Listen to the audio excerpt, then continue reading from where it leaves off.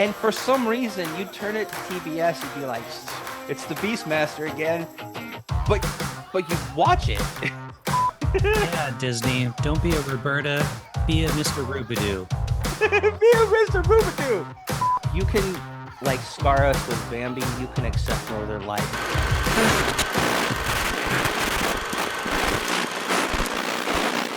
We did an episode of our podcast, the 80s and 90s Uncensored, and we had Allison on talking about the glory days of Disney television. Disney, what was it, Disney Channel? There It we was go. 90s Disney in general, but 90s we Disney. Yeah. focused on the Disney Channel. Yeah. Yeah. And so she She knows a mentioned, little, she knows a little something about the Disney Channel from what yeah, what I heard. from what we heard, check it out. We'll throw you the link in.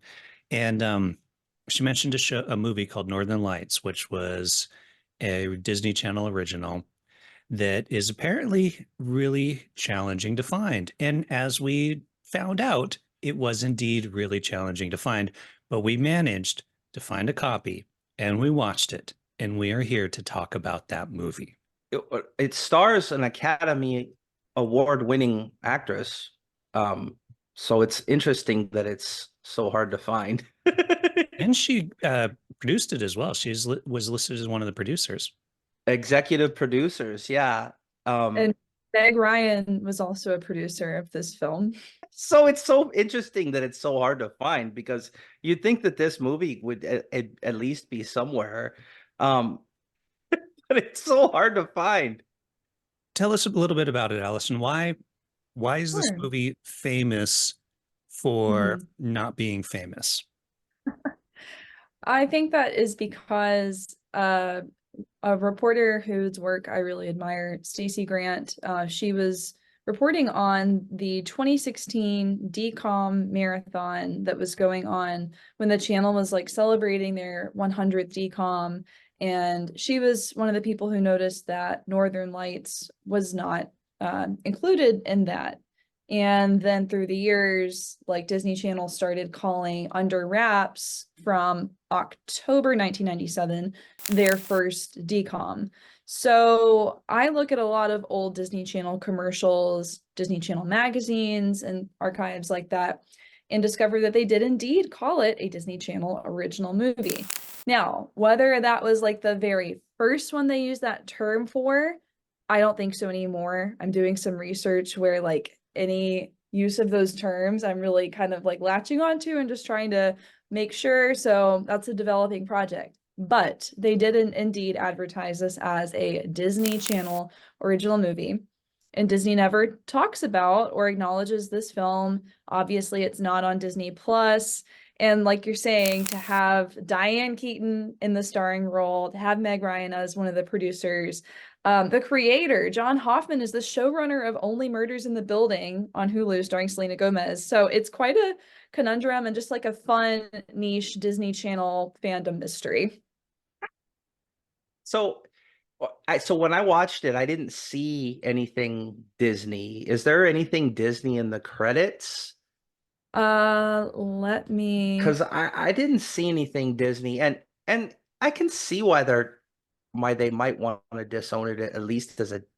I mean, I don't think they should disown it altogether like they Sure. are. This thing's like the Star Wars holiday special. Like they're just trying to get rid of it.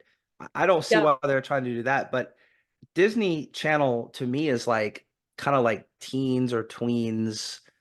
And right. this is kind of not that. I mean, the first 5 minutes, Diane Keaton's character, Roberta, Mhm. she's talking about, hey, let's ditch work and have a ciggy break, and she says titty. So Yeah. it's like it's not like it's a raunchy film or anything, but it's not a kids movie, really. Yeah, it's definitely a departure from what came after this film.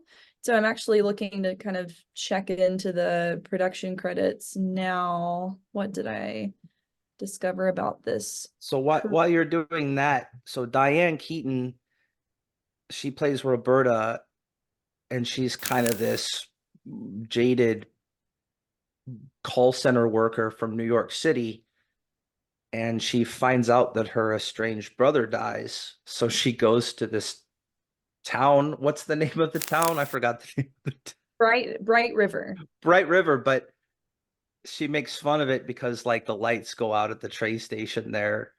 Yeah. She's like, this doesn't seem like Bright River. I can't see a thing. And then the taxi driver drives her like 30, like just 5 seconds from the train station to get to this hotel, which is a really nice hotel. It's kind of this charming hotel, and it's got a bunch of quirky people in this town. But it turns out that she's got a nephew she didn't know about, and her brother, his father, bequeaths the the boy to her and his friend. And she's like not having none of it. She doesn't like it because she's like she doesn't want to take care of kids and she just wants to smoke a lot. Right. So that's kind of the thing is her kind of dealing with these quirky people in this town, and she's coming to terms with the fact that like her brother said that she should, even though she's got a mom, but her mom's like mentally ill and she can't take care of herself, let alone a boy. So Yeah. she's got to kind of navigate this. It's good. It's interesting. It's a strange movie. It's It a weird is. movie. Yeah, to kind of answer some of those questions there about the production companies. So I did remember that it was outside production companies that worked on it. And like if the copy I have that I viewed, if you look at the very end credits, you don't even see like in association with Disney Channel. At the end, it says 1997 NL Productions Inc. So let's see. On IMDb, you have to take this with a grain of salt. Multiple companies are listed. Alliance Communications Corporation, Blue Relief Productions, Disney Channel is listed on IMDb, Proof Rock Pictures, Distributors, Alliance Video, Movie Max Family. And it was not uncommon for the channel to work with like outside producers for Kind these of that kinds. Netflix does now, right? They Yeah, probably don't make most of their movies. Yeah, they buy yeah, them at like movie, there's like fairs where production companies go and they've got movies that they've made and they basically sell them. And then so like the company said, like Netflix will say, this is a Netflix film, but they didn't really make it. They just bought it. And yeah. So Mhm. to my understanding, like Disney Channel was involved, but co-productions were Mhm. pretty common back then. Hmm. And the creator of the film on a podcast in 2018 actually said that like Diane Keaton arriving at the inn was inspired by a real experience he had arriving at some small town place at like 4 o'clock in the morning or something like that, which is kind of funny. Well, and it's interesting too, I see why Disney doesn't really want to say it's a Disney movie, especially like for instance, the guy with the hair lip, Mhm. and he talks like they can't understand him half the time.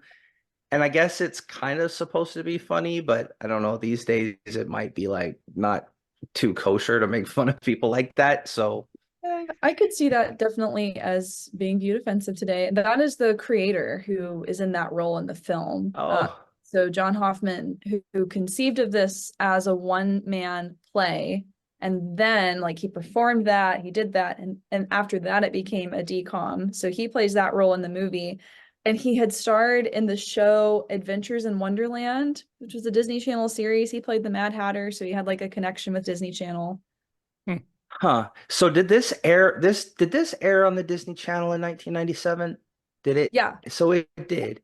it premiered as a Disney Channel original movie in August 97. Wow. It has a lot of like good names too. Joseph Cross, he's pretty well known now, and this was his first role. Yeah. Um, Murray Shakin, I don't know how he spells his name. Tom Cavanaugh's in it. Went on to do a lot of stuff. So it does have a lot of pretty well-known people in it. And here's the thing, like I kind of get why Disney disowns it, but I really don't, because it's really not that bad, right? Like, I mean, look at the old 1001 Dalmatians, right? You got Cruella de Vil trying to like skin and turn dogs into coats and smoking cigarettes and stuff like that. She But I smokes guess a it's lot. okay because it's a cartoon, so they'll put that on on the channel.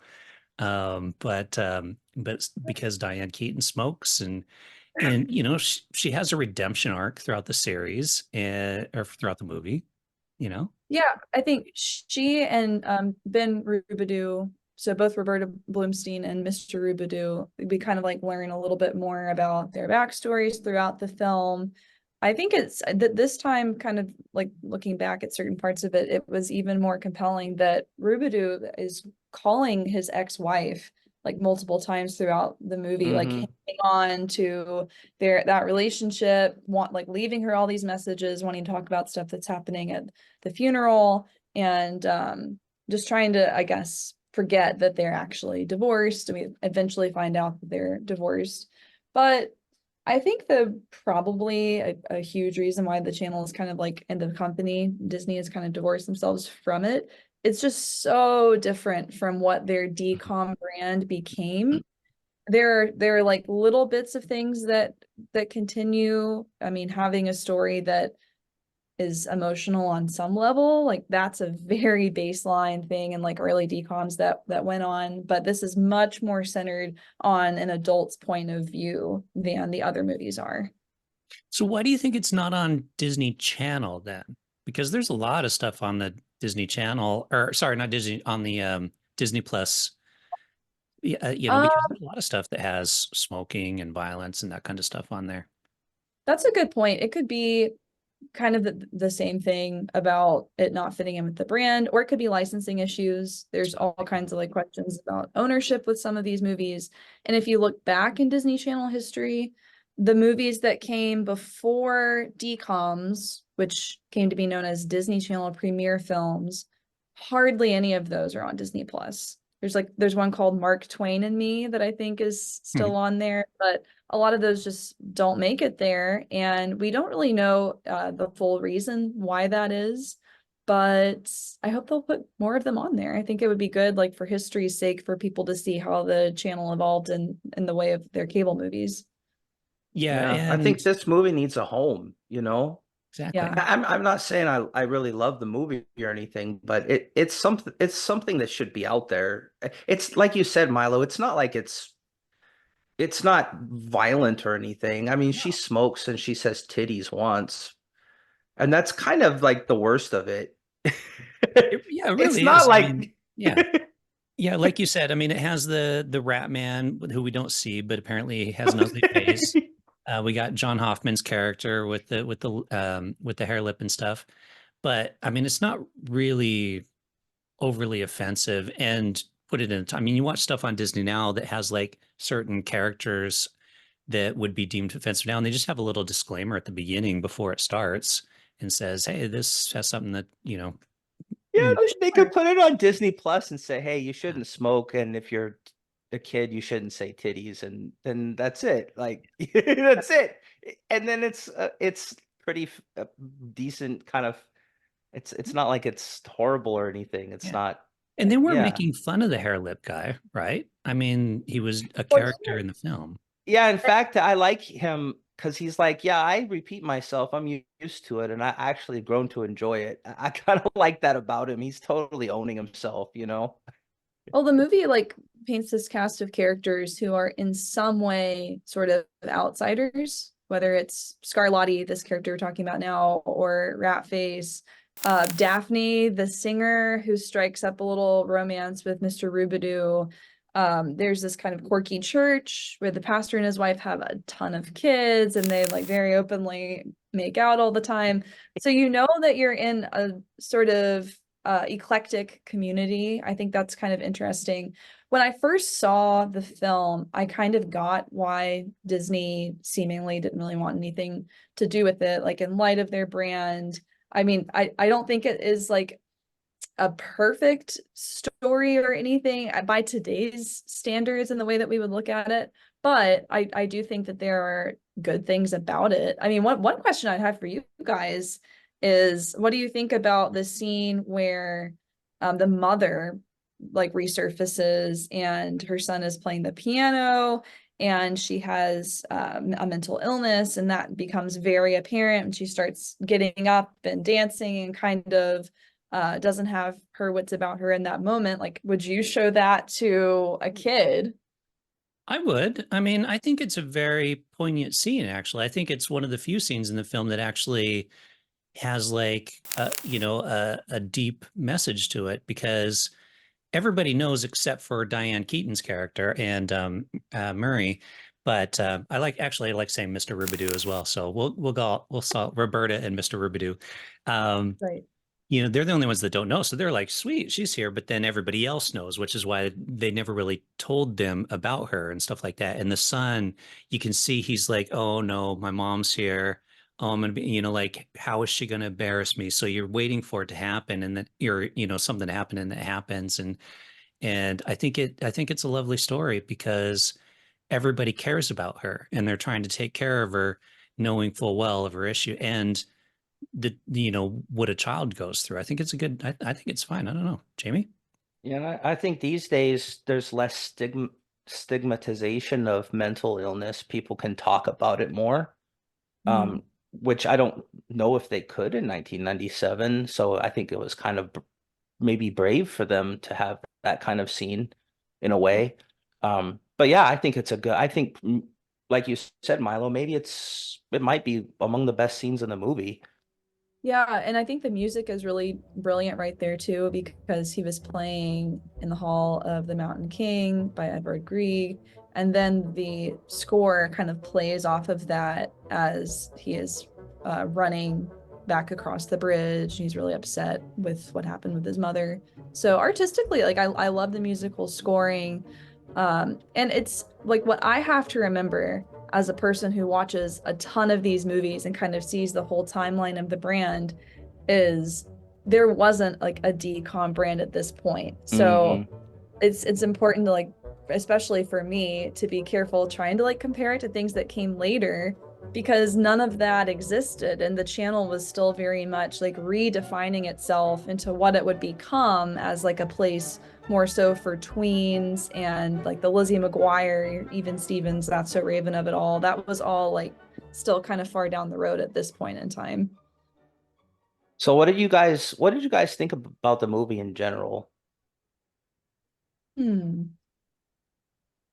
Like a, so like if we're going thumbs up or thumbs down, I, I appreciate the movie and I'm glad I watched it, especially since I'm one of the maybe the few people who tracked it down and could get it Yeah, get a watch of it. So I appreciate that. But sure. there's two main problems I have with it. One, Roberta, Diane Keaton's character, is pretty much unlikable throughout the whole thing.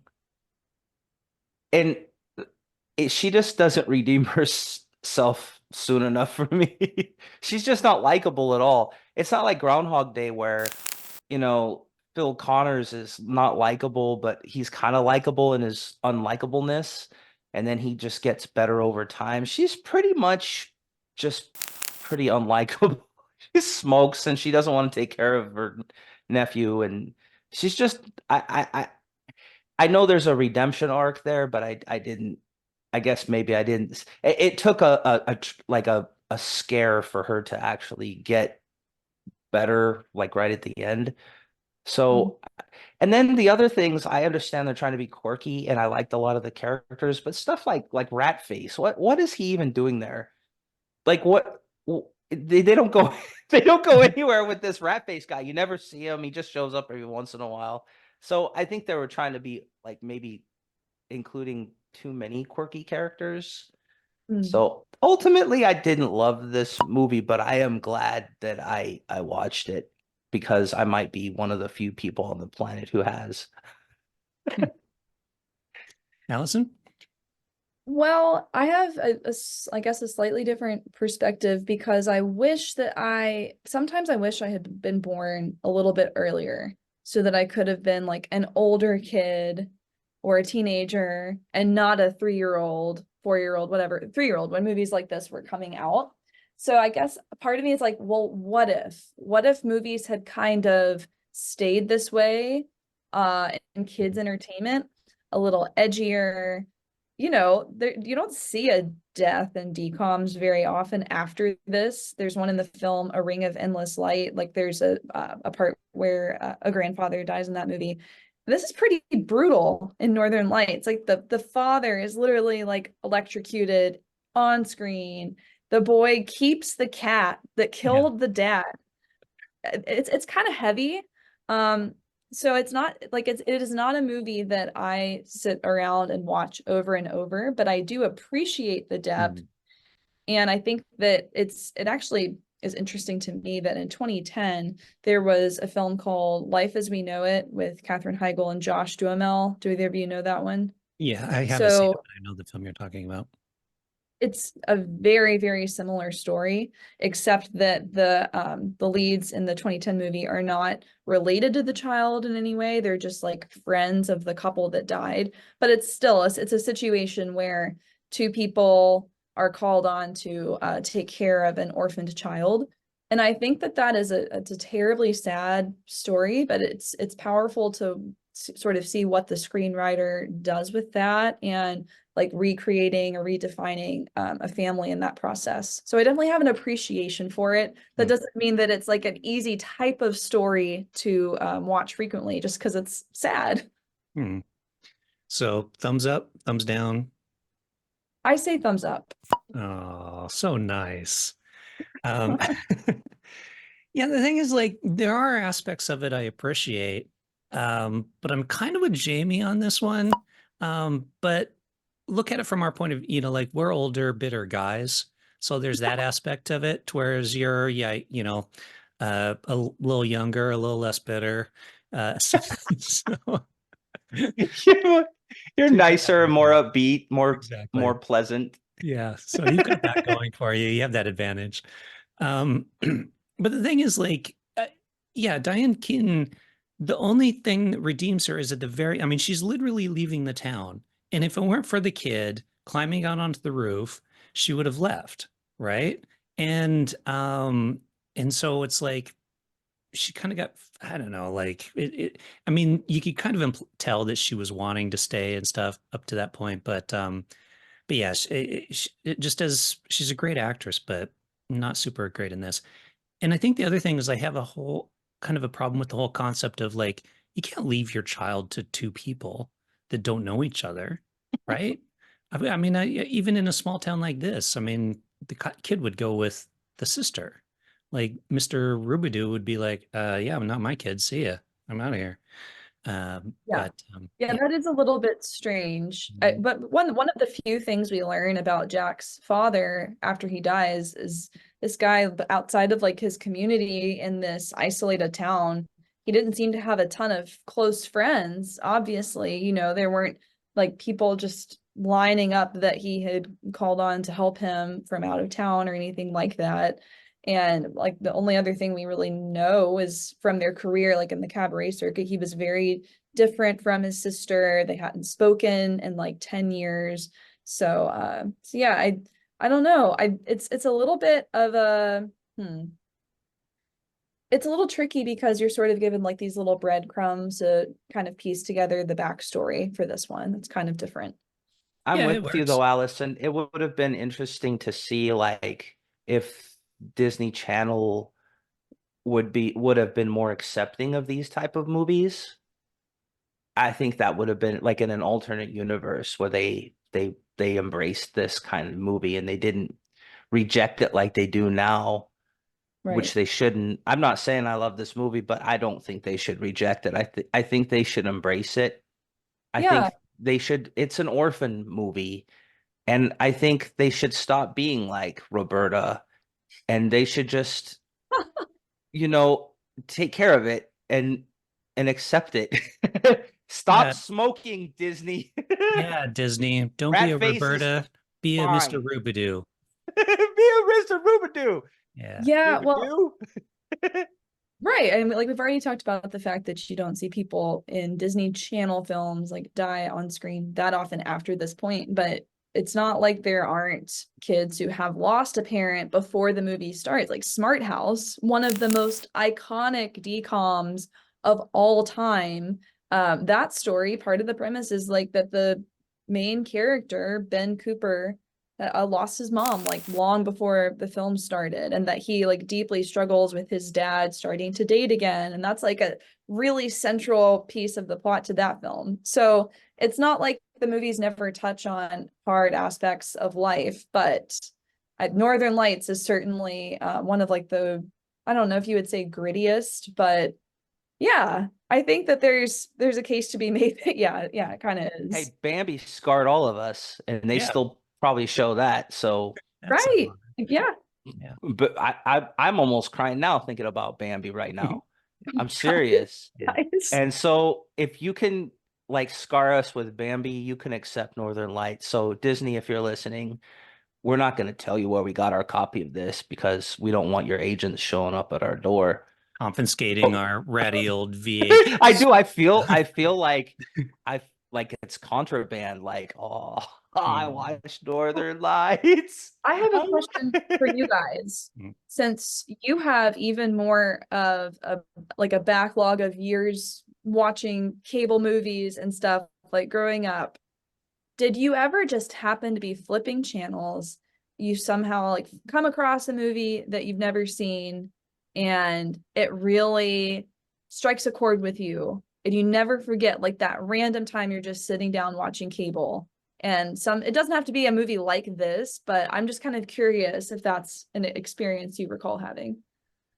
Well, I'm sure. Yeah, I have two instances that I can say. First, I don't know, this is after your time, but back in the 80s, if you've seen the Beastmaster, because it was on TBS all the time. It's like the Beastmaster channel with Mark Singer. And for some reason, you'd turn it to TBS, you'd be like, it's the Beastmaster again. But you'd watch it. You'd watch. You're so right. You're still watching. You're like, I've seen the Beastmaster on TBS 39 times this year, but I'm gonna watch it again.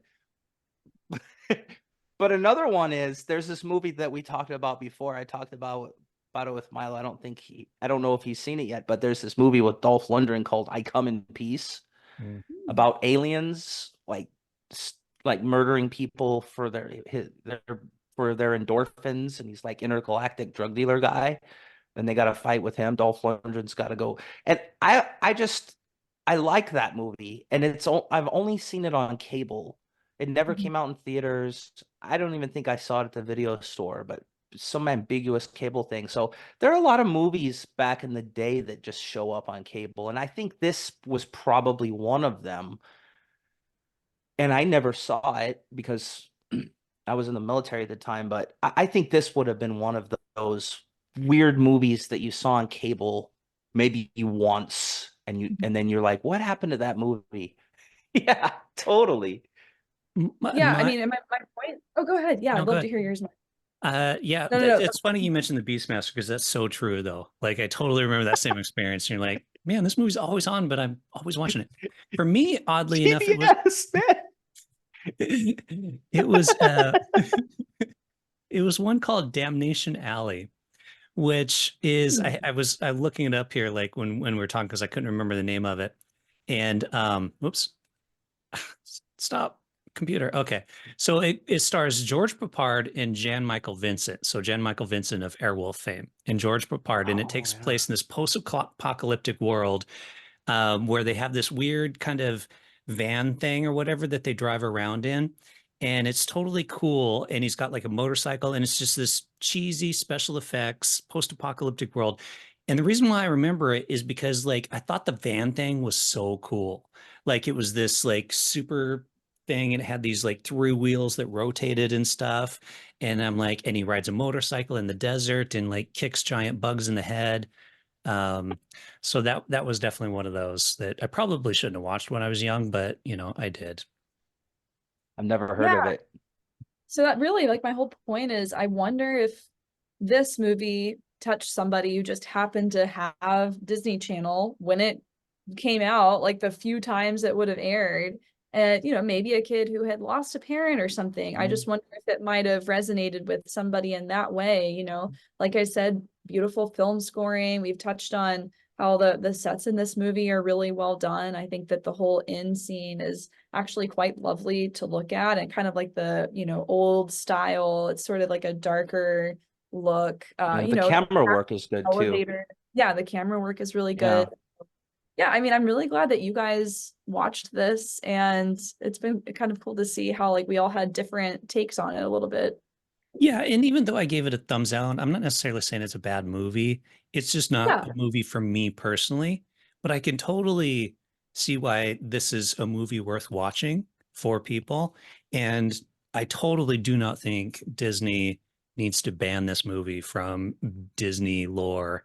It is certainly worth putting on Disney Plus and allowing people to watch it 100%. Yeah, I agree. You hear us, Disney? We're advocating for Northern Lights. Hashtag justice for Northern Lights. There you go. Yeah.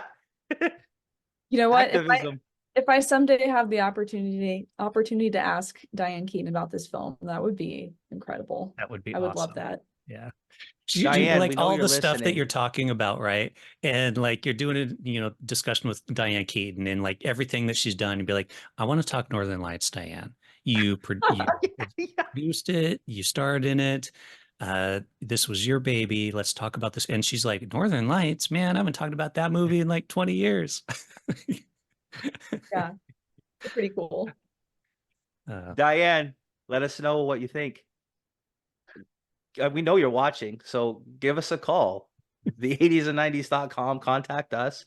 Come on the show. We know you're watching. We There know you you go. want to talk about it. Talk Yep. to Allison. Yeah. You need to make it happen. She's Just a do legit it. reporter. You can talk to her or just come on the Yeah, show. We'll get the three of us on, we're- man. Yeah, and this is a really interesting. This is an interesting movie. It's a weird movie. Yeah. And I don't think that it gets the love. Like, I don't love the movie or anything, but I don't think it should be an orphan. There are Yeah. I plenty think of Disney other needs to own worse, up. there are plenty of other worse movies out there just on Disney Plus. Disney needs to stop being like a deadbeat dad and just take ownership of its baby, man. You know what I'm saying? Disney, you're a deadbeat dad, and Northern Lights needs love, and you just need to own up, get a job, pay your child support. Yeah. Oh my God. Hey, if I'm not around tomorrow, you'll know what happened. Oh, Mickey's already got a Disney- head order out Disney on agents. Jamie from like other episodes Yeah. of our show.